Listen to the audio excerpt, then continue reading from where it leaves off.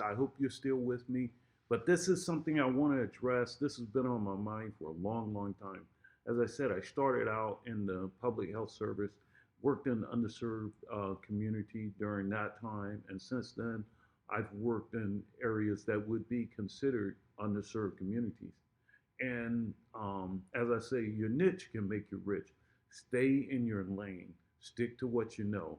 So I really, over the years, I've worked this thing to the point my mind has been trying to work this problem out for a long time. I see that I'm not the only one. The United States faces an access problem, provider access problem. You can't get providers to certain underserved areas. And I think I've come up with a solution. But you know what's been proposed before, it just hasn't worked. This is the time. Now, whether I do it or you do it, and that's the reason I'm sharing. There's some things I won't be able to accomplish maybe before I'm out of here, but maybe I can leave it with someone. But this is just something that if you think it works, maybe you do it. But I'm working on this thing, and this is where I think it should go. And remember this: necessity is the mother of inventions. Um, and that's why if you're in the trenches, being in the field for so many years, I know what works. I know what doesn't work.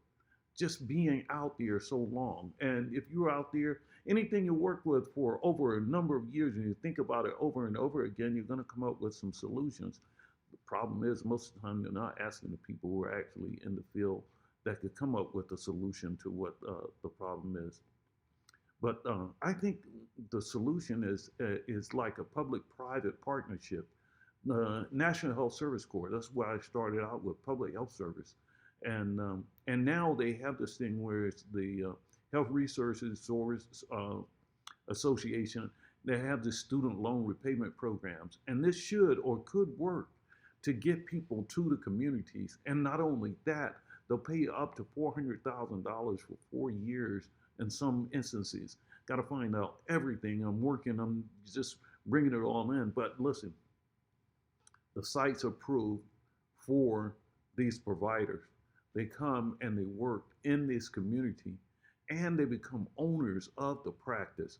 And not just any practice. They have to be practice that are built a certain way. So I'm a former public health service dentist. I've seen this as a solution to the access problem. No one wants to go to a government clinic. They always look at it as you would expect.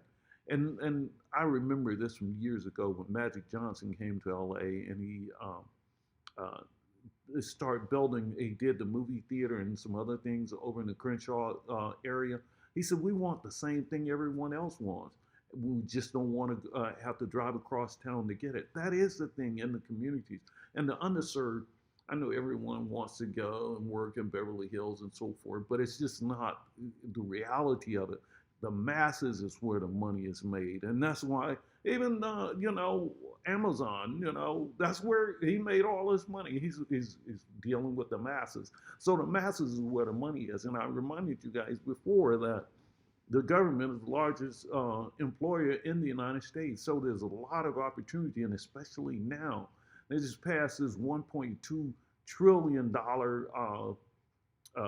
thing out of the Senate, and now they have an appropriation of 3.5 trillion. I tried to look that up. What's that?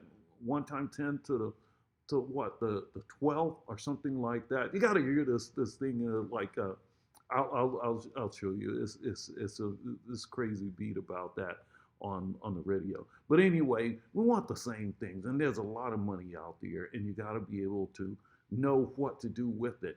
But the providers and getting to providers to come to the right place, you got to have a plan, and I think that this is a good plan.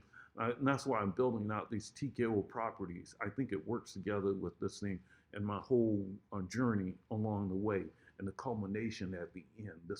I think this is how it works out, and I'll share this with you.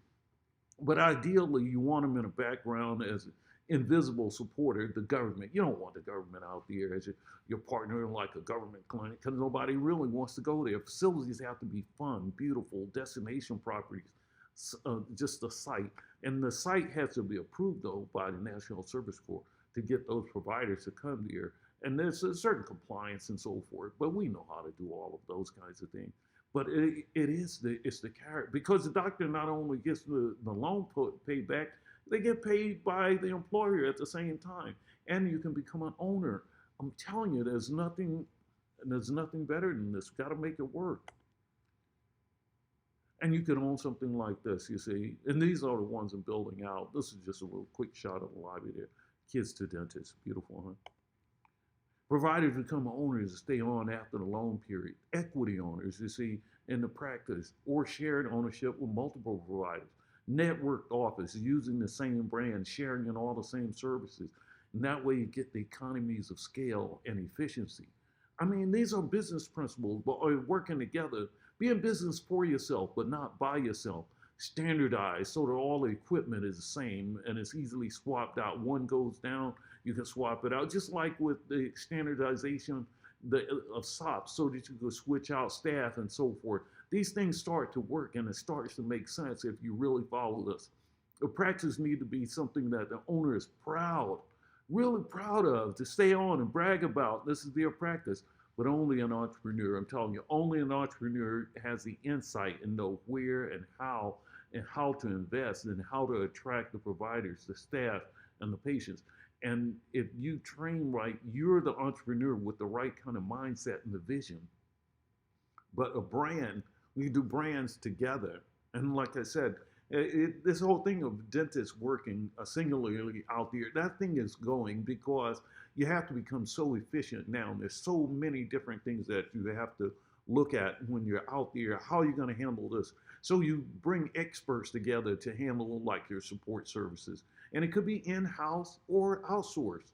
But you have things like marketing, admin, and marketing. Remember this one. This is it's something that you have to always keep. Marketing is not a thing we do. It's everything we do. Marketing is everything we do. Admin, you need professionals to do your admin. And then you have compliance. Got to have all of these compliance, state and federal, and all of these regulatory things. You need compliance officers and brand managing. That's thinking, envisioning where you're going to go, and all about who we are, maintaining that. So you got to manage the brand. And so you have these business services agreements with different ones, like I said, whether it's in-house, outsourced, or whatever. But you have these things where, and then you have to have operations managers, standard operating procedures, and that's to cover all your work. And you have, it's like the Bible for your work, so that everybody can go to it, and you know what your hats are, what hat you're wearing, what's the responsibilities, accountabilities under that hat. You got to have someone handling legal, outsourced under admin, HR, systems, and there's so many things that go on that as a clinician, you want to do the clinical work, but you'd like to own your practice, and there's ways to do that and not just be an employee or just an owner in name. You want to own some equity, because the thing is to exit in however many years with a plan to exit rich. I'm telling you, and listen, do good dentistry. I always try. You want to do good dentistry, but after all of these years, I always think, why give you more to receive your less? You want to get back what you think that you put out there. And I try to think like the ballers, they're signing these big contracts. Why can't I write a contract for myself? That's the way I try to do it. I'm like, well, how much do I want? Like, if they're making this, I'm worth, I put in a lot of time. I'll be able to write myself a check because I don't work for anybody else. I have to come up with it, and I sign me a contract. And write it out, put it in the drawer. This is what I'm going to give myself. You ought to try it. I'm telling you, it works. And another thing, spend some money. Go to some of these motivational things. I sometimes I don't like to tell people because sometimes people make light of it, but I've gone to every one of Tony Robbins' seminars. I even went to Fiji for a week, spent a whole bunch of money, even walked on the hot coals, everything, because it's a lot of things, just getting your mindset right to compete and do these things. And then when you're there, you meet a lot of other people who are in that vein. They're going after it. They're not dentists or whatever, just people that are pursuing, and they're on their journey, and they're pushing, and it pushes you and everybody together. You got to want it. I mean, if you don't want it and you don't really, really want it, you're not going to be able to make this journey. The journey is for those who really want it. And that's what this is for. That's why I'm giving you the tools, but you got to want it. You got to want it, or it's not going to happen, because if it was easy, everybody would be doing it. So I talk, and I'm going to talk more in the next day about this, but three yet one. Remember this, and that's something that the whole universe is guided by this three yet one principle. You look in the Bible, and it's all about three yet one. So I use this as my organizational chart, and you can't do without that. You got to have this org chart. And the way I see it is this: outside, above the CEO position, you are outside of the organization. But once you step into organization, if you're the leader and you're the chief executive, then you fill the slot here. But these slots, you don't put names in them. In your org chart, you're going to have just blocks.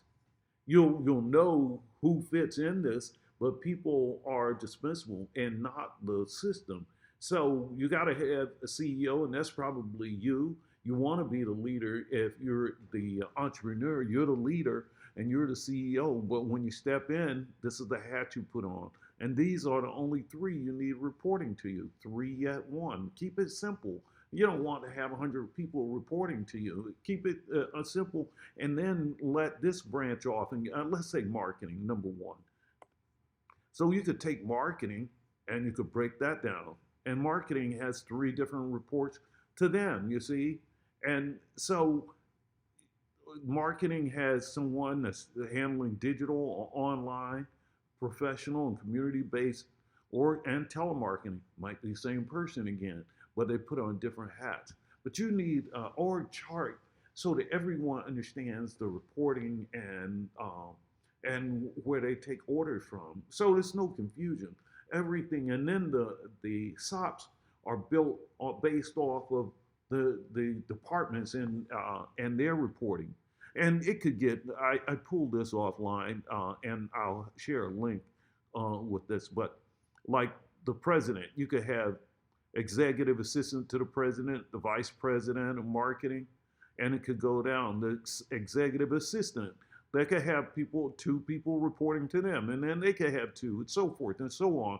And it just goes on down the line. But you have to have one of these if you're going to expand and grow your company and replicate. Because if you're going to scale, you need something so that you have some control when you sit down in control room and you sit down with your three reports. The people that reports to you, you want them to bring you certain kind of reports, and you want to be able to have your lines and your channels, and it has to make sense, and it has to be standardized and consistent. So standardizing is cause something to conform to a standard, meaning this far and no further down. You can at least this is the minimum. This is how we're going to do it in order to get this predictable result that we're trying to achieve. So a standard is an idea of things that's used to measure a norm, a model in comparative standard. So in comparative evaluation, but it's the ideal. So you really set up your ideal. How do you achieve the ideal over and over again? By having standard operating procedures. This is how we do it here. That's what a standard operating procedure is. No, this is how we do it. And because you don't want someone coming from another office every time saying, no, don't worry, this is how we do it at our office. And you have to say, no, listen, this is the way we do it.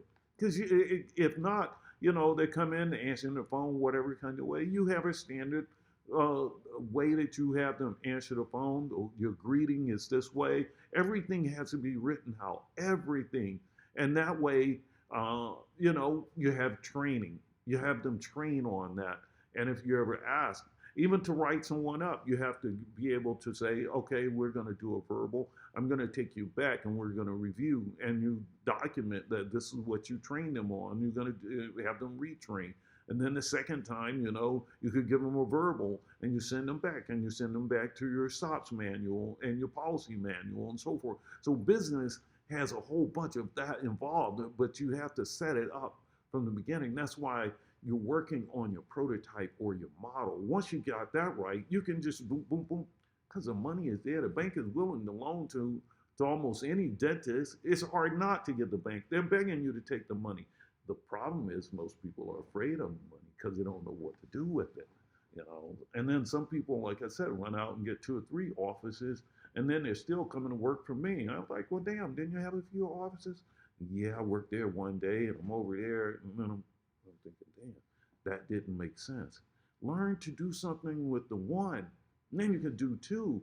But work out the model, and get it down. You're working on a prototype and you're working on yourself. You don't want to run out there and just compete with people, how many offices you have. So when you go out, you're socializing, someone can say, well, Dr. X has 3 offices. Damn, how you do it, doc? You're great.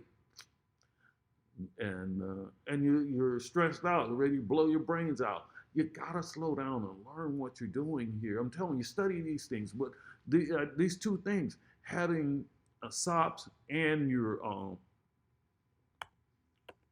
and the org chart is going to simplify everything. It'll make a big difference. I'll talk more about that in our next video. Thank you for watching.